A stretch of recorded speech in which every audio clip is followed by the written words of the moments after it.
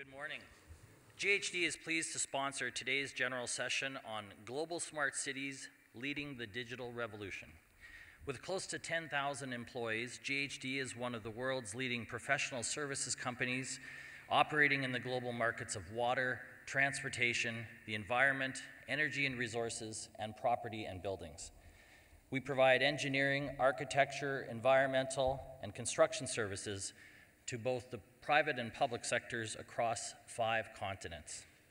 GHD is currently involved in 46 P3 projects around the world, some of which you are also involved with here in Canada, including the residual solids treatment facility in Victoria, the Peel Region Anaerobic Digestion Project, the Ottawa LRT Confederation Line Phase 1, Finch West LRT, and the REM project in Montreal. On behalf of GHD, it is now my pleasure to introduce the moderator of this session, Kelly Gillis, the Deputy Minister of Infrastructure and Communities with the Government of Canada. Kelly has held a number of senior government positions, including serving as Associate Deputy Minister of Innovation, Science and Economic Development Canada. The department played a key role in developing Canada's inclusive innovation agenda, which helped develop an economy that promotes clean growth, high-quality jobs, and increased prosperity. Please join me in welcoming Kelly and this morning's panel. Thank you.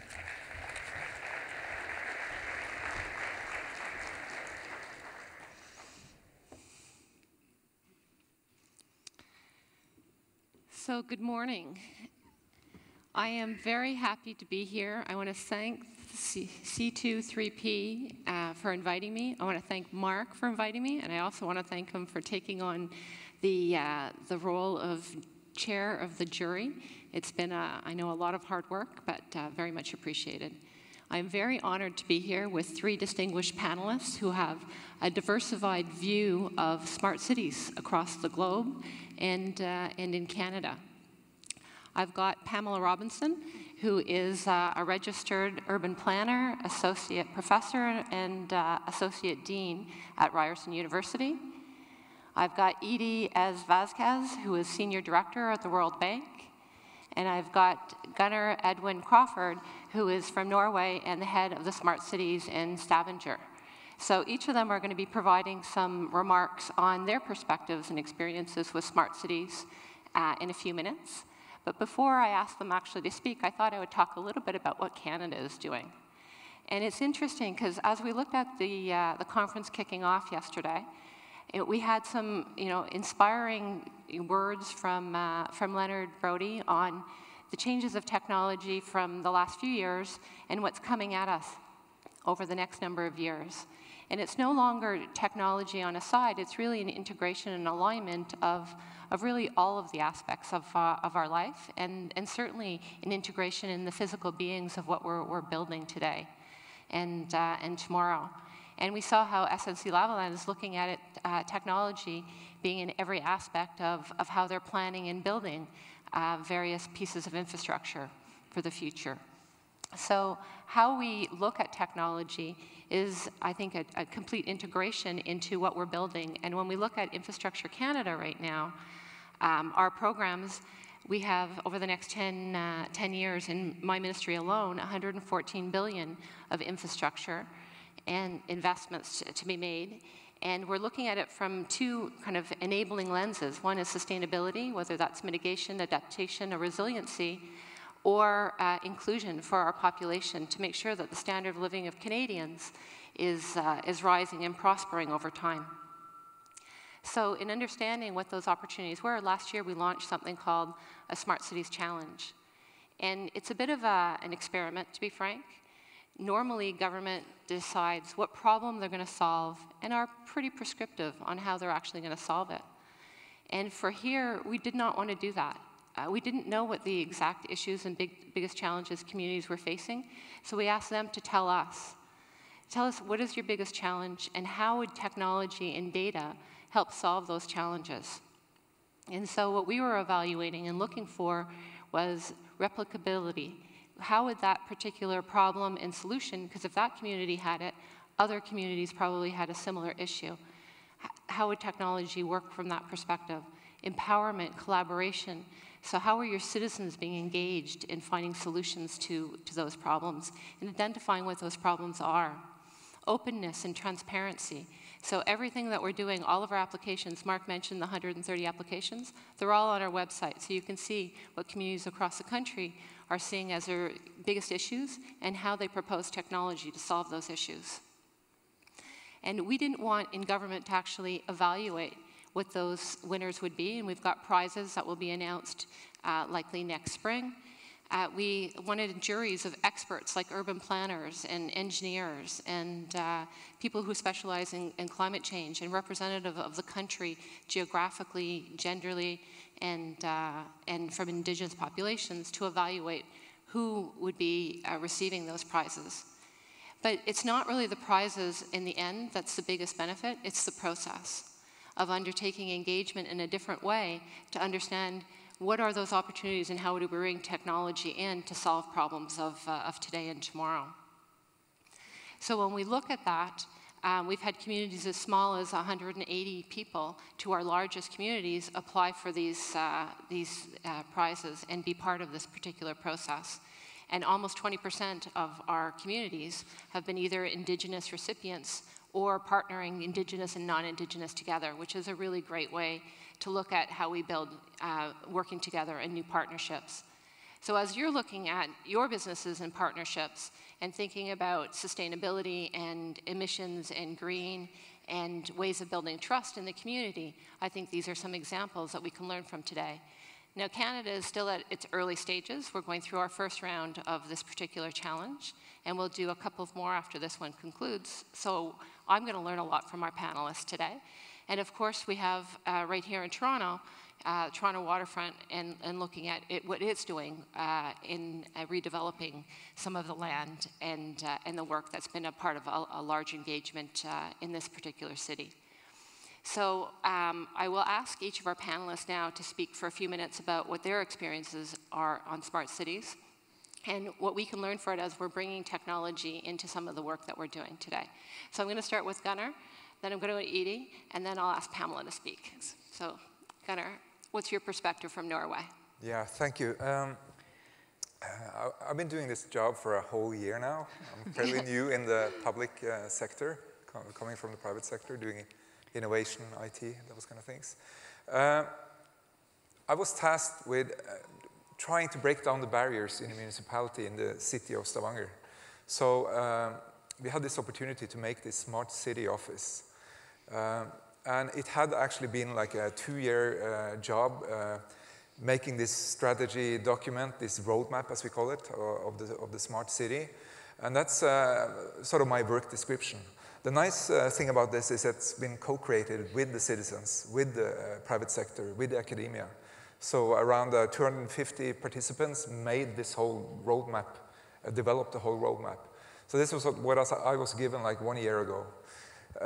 And since then we've established an office and we've started sort of doing what I would call almost like the shotgun approach. How we are testing what kind of projects, what kind of innovation methodology, how can we work together with our colleagues in the municipality, together with the private sector, together with our citizens, to ensure the development in the direction we want to go and the direction of the Smart City Roadmap. So we've been testing. We're doing this in a very practical way. We're using projects. Just since September last year, we started 42 projects, way too many, of course. But it actually lets us learn about the dynamics in the municipality and in the city. And I must say, I probably spend 70% of my time trying to break down the internal barriers in the city and the municipality. It's been hard. We have all these experts, the best in the world, but they don't talk to each other. So it's very hard to do development and innovation across sectors. And when we move into thematics like mobility or transportation, this is really important, right? Because then there's not one guy or girl who has the answer. There's like a whole field of expertise. So that's one of our approaches. But there's another one also. We try to look at this as a regional approach, especially because of mobility, because it makes sense. It's not isolated to our city. It's at least a regional challenge and possibly a national and even a Nordic challenge. So we have these sort of levels where we look at this from a regional perspective. We move all the way up to the Nordic perspective. And at the moment, I'm working a lot on the Nordic level to see if we can join forces in the Nordic countries to make sure we have a large enough market to attract the private sector and the investments that we are looking for. Because we are small in numbers, right? Compared to Canada and compared to many other countries, we're really small. But together, the Nordics are the 12th largest population in the world region. So if we can do it together. There's also one other thing we've been focusing on this first year operational. We've been doing a lot of work around the openness, trying to open up our data streams, making sure that public data is publicly available.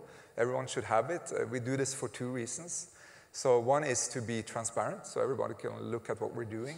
The other reason is we really want the private sector to build up on this, to look at our data, to propose new solutions, sell them back to us, because we are ready to buy them. But it's been hard for us. And we even saw some other advantages. We actually see that when we structure our data, it's actually easier for ourselves to use it as well. So we are doing this. We're a little bit bragging there, but we're best in Norway, possibly the Nordics, in sharing data. And now we're trying to sort of reap the benefits. And this is still early days.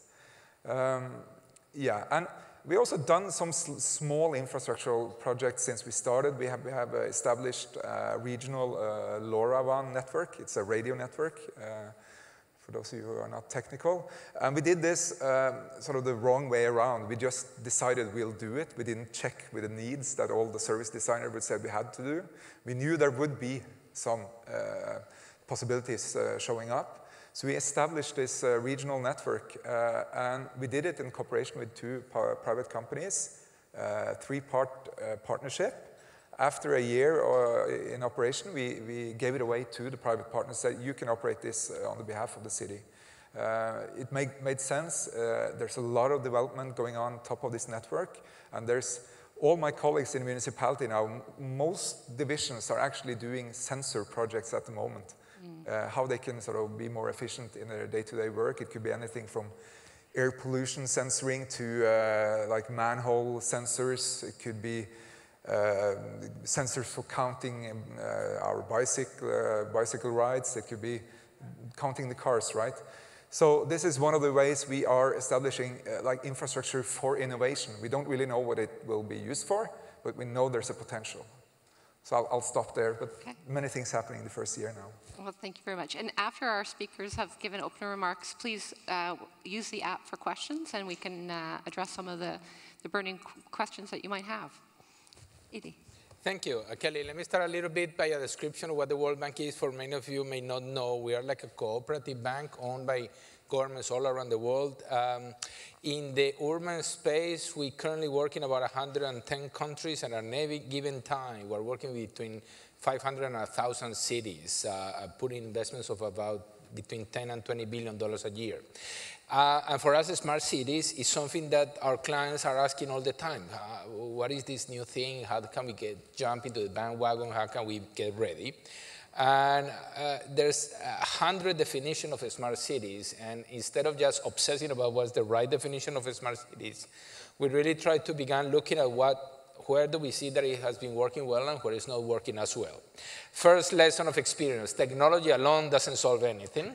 I had this, right to this large city in Latin America, one of our clients, and they had this beautiful new data center. Every stream of data information was coming to this data center, but still, the Department of Transportation wasn't talking to the police, to the Department of Ambulance Services. They were all actually sitting there in the data center room, not talking to each other and not connecting. And therefore, technology alone is not the solution. Interconnectedness becomes really important, and those conversations between departments that don't talk to each other generally, technology may be the excuse to break those silos, to break those barriers, and that's when you start getting real benefits out of the application of technology into cities, to make them more efficient, to make them more sustainable, and out of that efficient, less emissions of greenhouse gases, better preparedness for resilience.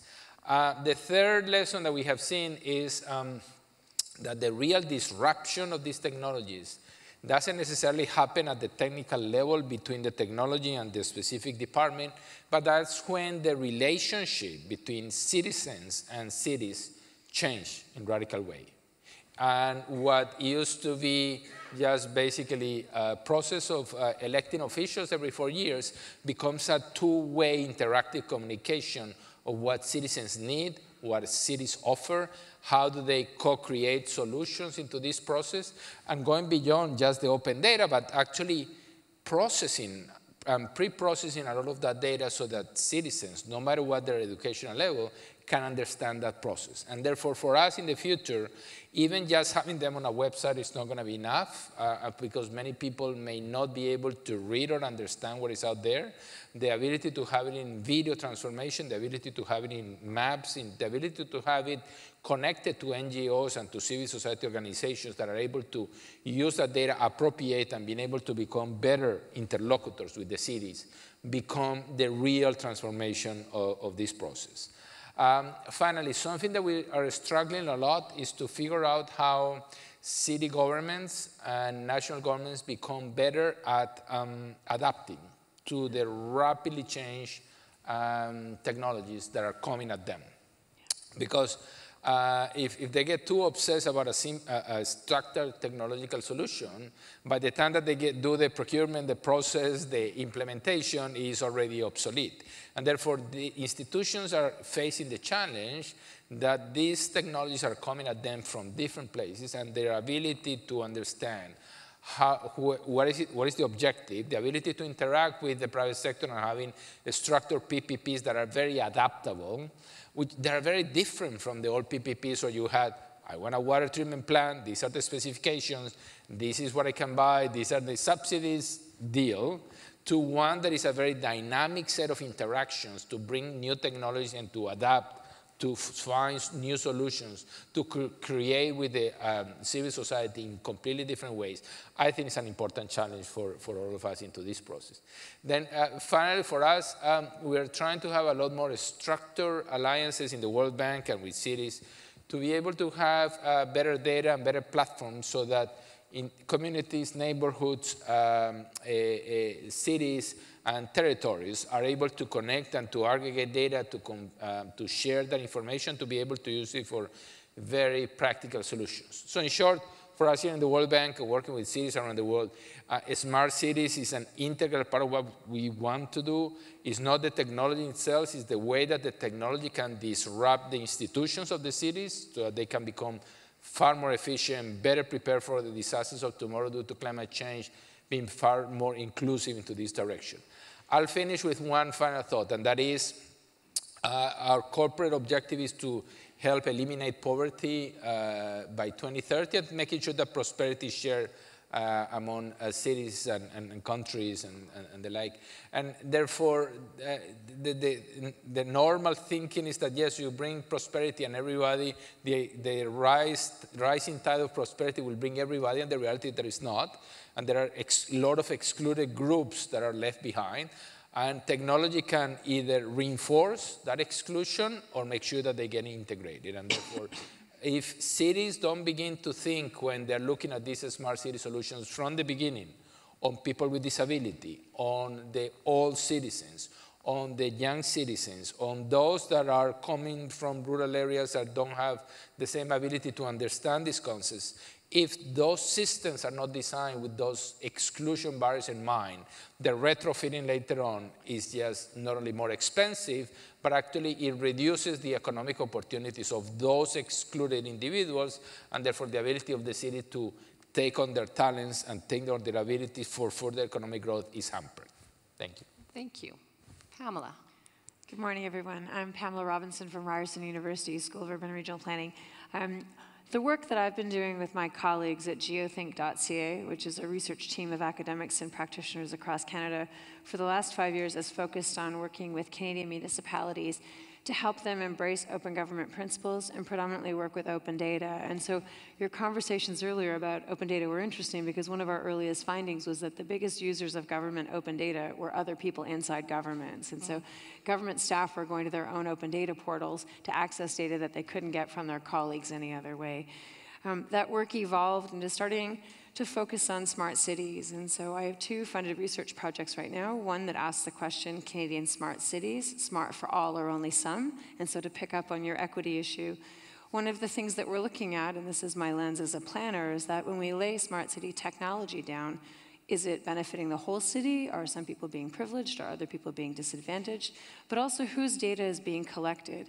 If you're from an equity-seeking community of people, there may be advantages and disadvantages to being visible or invisible in data sets. And so we're trying to understand from a very practical perspective to whom are smart city benefits being extended, but also how does technological change present challenges for other groups of people. We're also studying with Evergreen, which is a large national not-for-profit organization, the Smart Cities Challenge. And so my graduate student research team have read all of the submissions, and we're working with Evergreen to start to understand what kinds of capacity supports do our colleagues inside Canadian municipalities need to help work with smart city technology. And then the most recent work that we've started is starting to look at what does the arrival of machine-based learning and advanced computation mean for Canadian cities. And what's the future of artificial intelligence and its governance from municipal perspectives.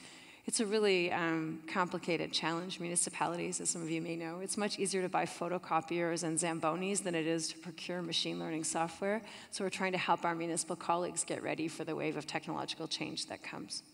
Thanks. Great. So thank you very much. If you've got questions, please use the app.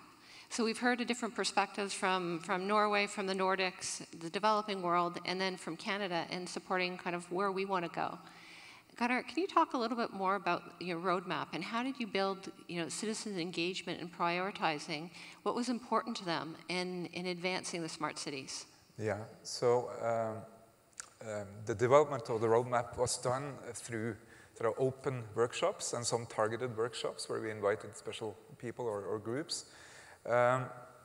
They came up with five areas of prioritization. So there's the usual suspects around sort of the environment, the mobility aspect as part of the environment.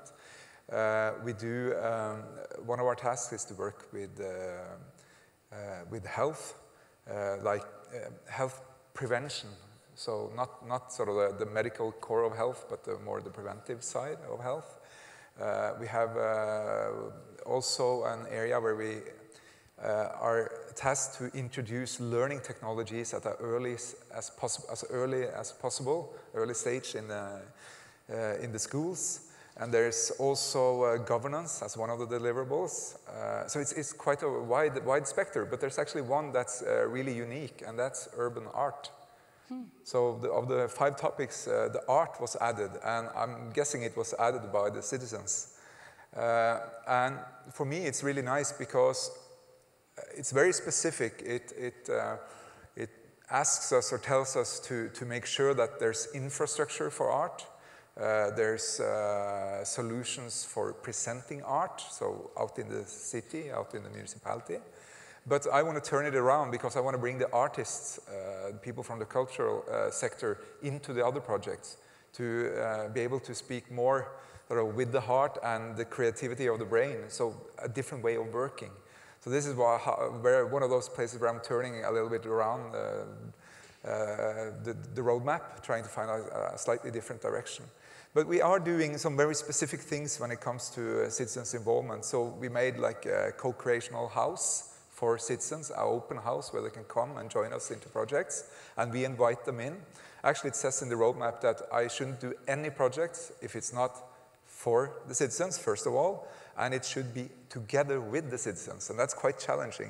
Who is the citizen I'm supposed to invite in all my projects? That's a challenge in itself. But when we have this, like this co-creation house, this helps. It's easy to do those kind of processes. But it also helps to sort of transform and change the mindset of our fellow colleagues in the municipality, in the city administration. Because then they have this meeting place that's sort of more on a neutral ground. It's not at the city hall, it's out there, it's where the citizens live. And finally there, we also do living lab projects. So we test stuff where the people actually live.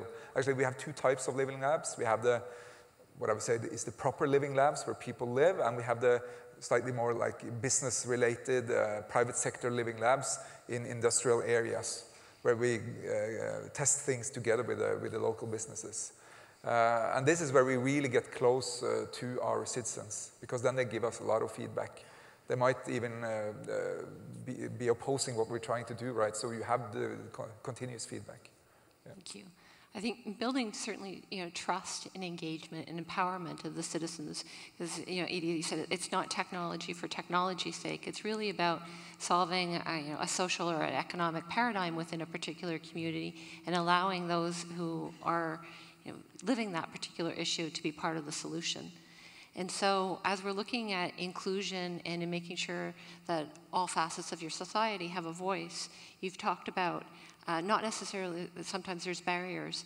Are there issues in the developing world that you've seen that we can learn from to break down some of those barriers and making sure more vulnerable populations are included in the solutions? Sure, and I think that it's not only populations. What we find also is that sometimes the public sector has certain hypotheses of what the private sector needs to grow, and therefore we completed a review of the 500 cities around the world to try to understand which ones were more competitive and which ones were, even in countries with a lot of restrictions and barriers to private sector development, were doing really well. And actually, part of the ones that we found were outliers, positive outliers, where the city government was able to break barriers of conversation and dialogue and partnership with the private sector into this process. And we also found that ability to lower the barriers of the city government for conversations were also cities that had a lot of conversations and ability with the citizens. Okay? And I think that that's where, and it took different times. So for example, a lot of them needed to improve the revenue mobilization, their ability to raise taxes and to collect taxes. And then the only way to do that is by having very different social contract, and those are the cities that began to become more transparent and more participatory in saying, this is what we are using the money to collect and what are your choices for using that money, and then bringing technology to allow people to visualize the kind of projects that they were looking for and understanding the choices and being able to report back on the utilization, and then going a step further on transparency on contractors and disbursements and funds, to then create a social contract that, look, this is what the municipality is doing for you, and therefore increasing the revenue of that process. So examples of private sector, examples of citizen conversation on the taxes. And then finally, and this becomes more complicated, and is how do you actually go a step further and connect with the unconnected? How do you bring and build their capacity to be able to be part of the connected world? How do you connect with the elderly? How do you connect with the people with disabilities who need different technologies? That's some of the frontiers that we're beginning to see in certain cities in the developing world that are more advanced, to be able to break those barriers. We don't have as many experiences, but part of our message is that if you're going to be doing a taxation system, if you're going to have a website to connect with citizens, make sure that you think through some of the practical disabilities that, that people will be confronting in approaching the municipality in that barrier altogether. So a few examples that we have been coming across in this space of technology for the disruption of the relationship between cities and their citizens. Okay, thank you. Pamela, do you have something? I know you've done some research in this area. Yeah, I think one of the interesting things about the structure of the Smart Cities Challenge is that because Infrastructure Canada decided to make the applications open before the adjudication was completed, what it meant was that if you submitted to the first round of the challenge, you had to put your proposal up online. And it provided this interesting check and balance between the municipalities saying, yeah, these ideas emerged from our communities, with the community being able to read what was written and say yes or no. And so it was a really interesting, I think, and provocative stance to take, which was we're going to share things before they're decided. And I've never encountered a government doing that. I'll say thank you, because by releasing all 130 of them made it easy for people like me to do work.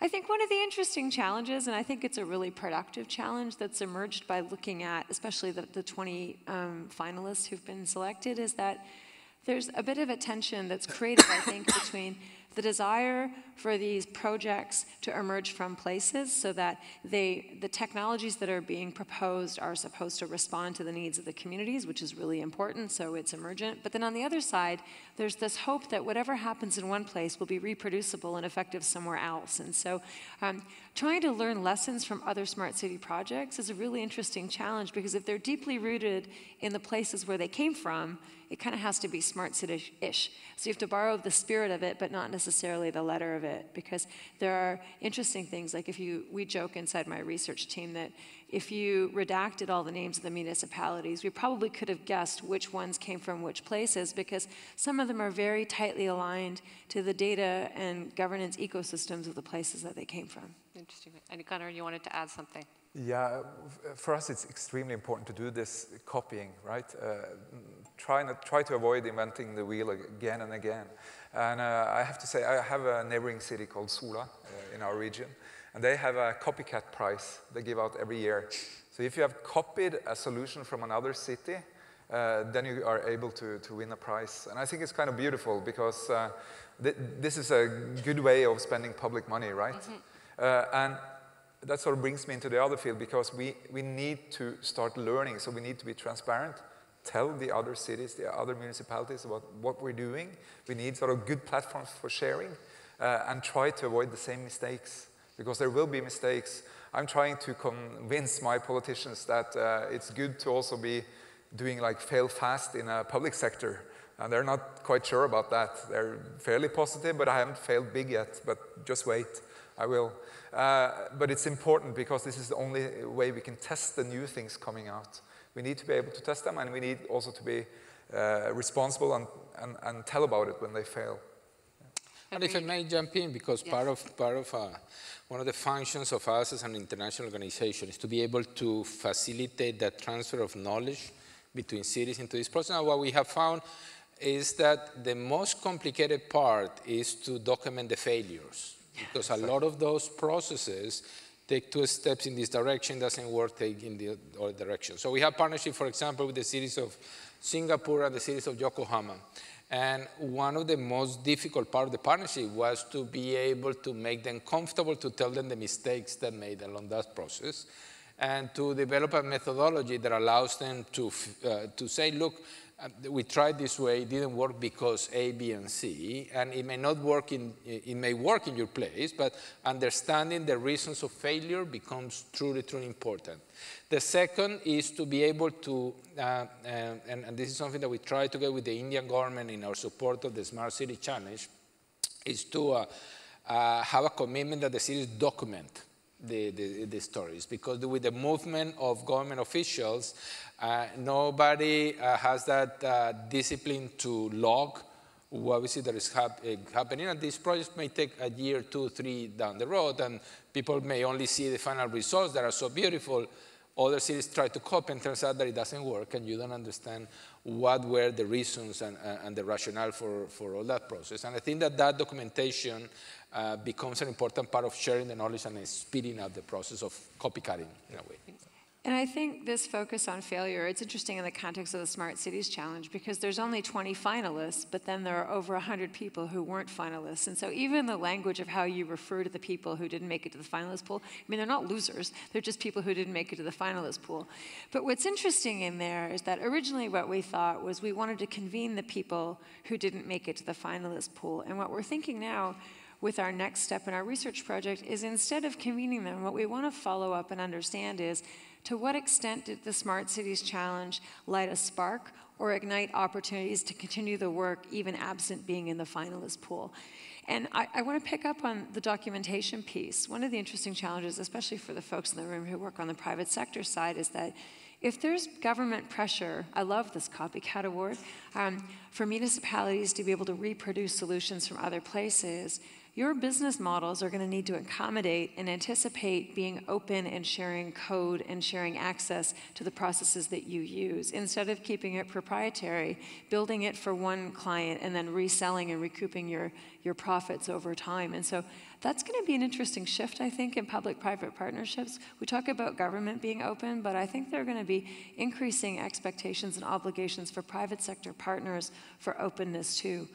So I'm really interested to see how that unfolds on the ground. Yeah, and certainly from our perspective, with the 130 applications and what came in, there's some really interesting, I think, opportunities for them all to learn from each other. And that's why we actually published everything that came in. Yeah. We do want people to learn from each other, but also take into consideration their own context. So how do you find the balance between the two? Because there will be a tension of what is completely replicable versus what's unique to that particular situation. But as we look at partnering with the private sector, are there particular areas where there's a number of people here who are bringing in technology, and so some tips and best practices as we're looking at marrying that in with government, because there is, again, that tension, as you said, of the client business, of developing a solution versus something that's more of a public benefit and a public interest. And I don't know in your research, Pamela, if you've seen some best practices that would be some great advice to the people in the audience. Well, I think what I'll flag is a bigger thing around cultural conflict, especially if anyone's from tech. You know, there's this whole move fast and break things mindset in technology companies, but it's really important to remember that we don't have the luxury of moving fast and breaking things inside governments and inside communities, because that tech lands on the ground where real people live. And so finding a way to bring your open, innovative, reiterative culture to working with people who have a real obligation every day to ensure good quality of life is delivered is you got to build that culture inside your firm, I think, to be a meaningful partner at the table. Thank you. Gunnar, in your experience, as you've been building co-creation and co-designing with the private sector, yeah, are there particular lessons learned that would be helpful to understand kind of how you're balancing the public interest as well as the interest in the private sector in advancing technology? Well, there's many areas where we need the private sector's expertise, right? So we've seen this again and again now, especially within the new fields emerging, the data scientists, the data analytics, those kind of fields. But it means that we need to be able to test the private sector. We want to have access to the resources from the private sector to sort of test them, try them out, see if they're good enough. And for that, we need good procurement procedures. We need flexibility. So for us, that's sort of been one of the things we've been working the most with the first year in business now, is figuring out, we have the large-scale procurement processes in place, possibly similar to the ones we've been discussing at this conference, but we don't have the smaller, more agile ones, where I need to test the competency and possibly the technology of a company without being sort of in an agreement for 3, 4, 10 years. So we're doing a lot of work on that these days, figuring out how can we do small-scale procurements, making like buy stuff, buy knowledge within like a 6 months, 12 months time, and then co-developing with the companies. And at the end, still being open on both ends, so the companies can sell what they develop to others. And for us, we can still say that, okay, we don't want to buy the final product because it wasn't what we were looking for. So for us, that's been sort of the learning process at the moment. But if there was one competency I would like to sort of in-source into the municipalities, more data analytics, the data science minds, because we need them on our side as well. Mm-hmm. Yeah. I would definitely agree. We're trying to do the same thing with the challenge in the federal government is building more capacity, and I find that that's a fundamental need at all levels of understanding data and being able to use the information that we're gaining. But as we look at the P3 environment, and certainly the larger P3s that we're managing right now, we've got the Champlain Bridge and we've got the Gordie Howe in my portfolio under my minister, and we're looking at 30-year operating models.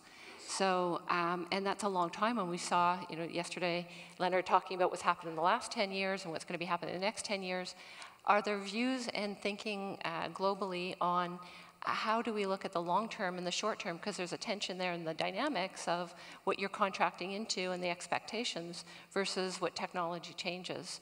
So has there been any thinking in the developing world on how you're bringing that tension to bear?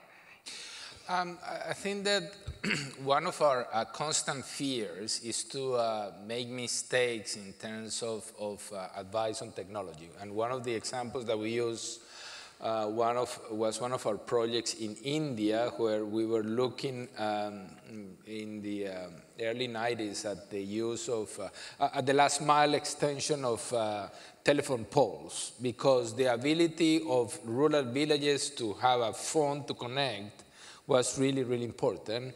And we were in the middle of evaluating the project to give final green light, and somebody in the meeting luckily said, there's this mobile technology thing that people are talking about. Maybe we should take a look. And actually, it saved us a couple of $100 million for the Indian government to finance a lot of the last mile poles of something that became obsolete and totally not needed.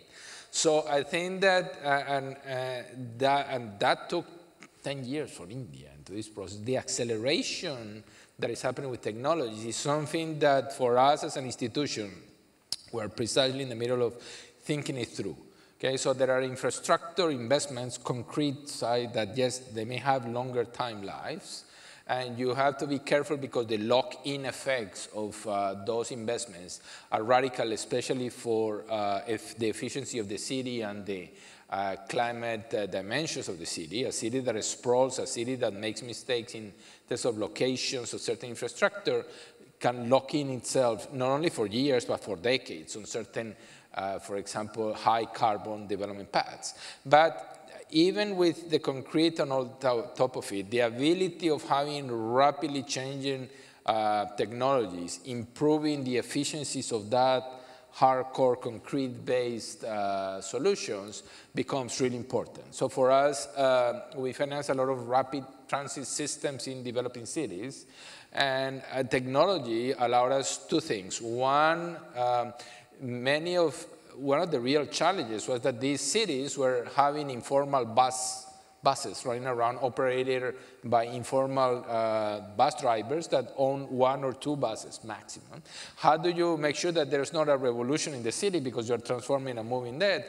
The technology allowed us to have individual contracts with these hundreds of buses to be the operators in the infrastructure that the city was putting in the rapid transit system. And then it allowed us to change completely the way in which citizens were able to access data to know when the next bus was coming. Something that is very simple for the in developed cities, but where for developing countries is a revolution in terms of time savings and use of that process. And now they get connected with the Uber for rickshaws, the bicycles that allow people to be able to move from their homes to the bus rapid systems, know when they come into this.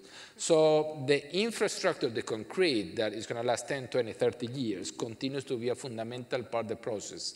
The ability of city governments to know how to ask, how to have new PPPs, how to have the overlay of the technology, to bring even greater efficiencies day after day to the hardcore infrastructure, I think is an important part of the whole equation. Thank you. Gunnar, do you want to add a point? Yeah, so for, what we've seen again and again is there's a lot of, especially global companies who are willing to sell us or give us a platform for a very good price, right? The platform for the smart city. But at the moment, we don't want to have them. We want the proposed solutions to be as open as possible, so interconnectable as possible. Because we've seen, especially within the smart city field, there's been some cities that have sort of partnered up with one or two of the big global actors, and it's only for demonstrations. It never flies when it goes into sort of real operational business. So for us now, we are reshaping our contracts. We are demanding the openness, so the open APIs, the way to share data, if it's data that's possible to share, of course, there's a difference. So we would rather have like facilitators, companies that come in and help us, and we might even buy from like consortiums of companies. We have our in Norway, we have something called national clusters. We have a national cluster within the smart city technology. And for me, it's my job to be a bold procurer, not being very specific about what we're going to procure. We should give them our needs, and they'll mix and match the companies and come back to us, but still following our sort of openness, the charter and our demands for openness. So this is where we're moving towards. I think without being open in the future, there's no business to be had, really. Well, and the open piece is also important if you want your smart city agenda to also drive small and medium enterprise entrepreneurship. Certainly in Canadian cities, all of the big cities have civic technology hack nights where groups of people on their volunteer time, both technologists and urbanists and activists and data geeks, get together to start trying to respond to emergent issues in their community by trying to create new software tools to fix the problems that matter to them. Lots of times things get started and don't get finished, but if you look at the work those groups are taking on, there's a very tight connection between emergent need and technological opportunity. And so when things are open and interoperable, small-scale actors like that can start to participate. And so it isn't just the big firms that can have entry, but it's also smaller firms and people doing this off the side of their desk sometimes. And I think for smart cities to really be both economically entrepreneurial and socially responsive, you need that openness and that interoperability to create the potential for those things to bubble up. And I think that institutionally what we are been trying to learn and analyze is how different cities are getting organized to do that. So it's either the Boston, Massachusetts approach of the urban mechanic department in the city that does all the in-house with like a little apps inside, or is it the hackathon model that allows to do that process, or is the Singapore approach that actually hire a few of companies to have a unit that is in a constant mode of revolution altogether, and different cities are trying to have different institutional approaches, and we're trying to learn as much as we can. It would be great to see from the Smart City Challenge in Canada how they institutionally get organized, because it makes a big difference, and it's useful for mayors to understand the different options and what may or may not work altogether. And that's actually one of the things that we'll release in an inventory in the new year, is where are these things housed and who's working on them. Increasingly, Canadian municipal staff have funky titles. No more boring engineer or planner, but Chief Innovation Officer, Chief Transformation Officer. There are lots of experiments happening. City of Guelph has a civic incubation unit. There are lots of things happening in Canada. So will be interesting over time to see which ones are successful and why.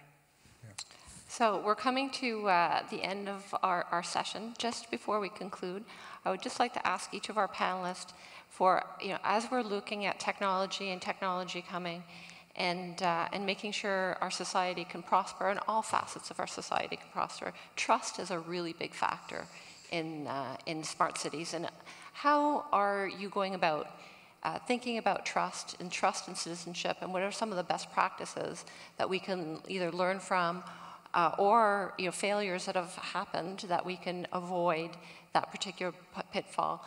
Because as we engage in technology, its adoption and safe use is about understanding and building that trust with our citizenships. So Pamela, can I start with you? Sure. I'll start by saying I think that one of the most fundamental shifts in the way in which people are going to operate in public-private partnerships is that you're going to have to do more work in public before decisions are made. And so this notion of don't go away and make the master solution and come back 18 months later, but begin to work in small steps along the way and include the public and municipal staff or other levels of government staff as you're going. So build momentum. Don't be afraid to go with early work in progress. I think the worst thing you can do is work behind a door and come back with an already baked solution, because that won't meet the responsibility of being open, and it also won't necessarily meet the needs of what the community has. And so part of, I think, the future of building trust in smart cities is working in smaller steps and more in public. Thank you. No, for us it's a very new topic. I think that what we see cities trying to do is to also build the trust by having open conversations on privacy and how to being able to collect data that preserves enough privacy but allows that data to get the city to be better. So for example, we enter into various structured agreements that we facilitate the cities to have with mobile companies, and we have a global alliance with mobile companies around the world, so that the data on mobility can be helpful for cities to understand how citizens are moving, and actually going even deeper. So for example, the poorer households tend to use mobile data paid by the minute as opposed to the fancier plans that richer members of society, and therefore you can start disaggregating what is it that is there, and you can actually understand that women who may be a woman because it moves in different places and has different circuits of mobility altogether. How to do all those analyses that are so fundamental for the city, preserving the privacy of that becomes a really important conversation in many of the developing countries.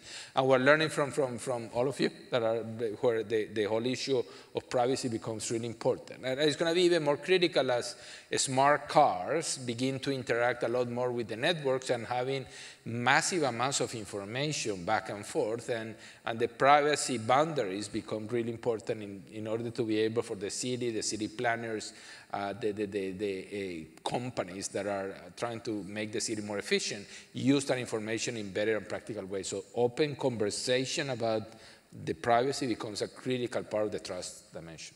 Thank you. Gunnar, how have you gone about building trust within Norway? Yeah, so we try to be transparent in all the projects we do, to share as much information about the projects as possible. But this is a constant discussion, right?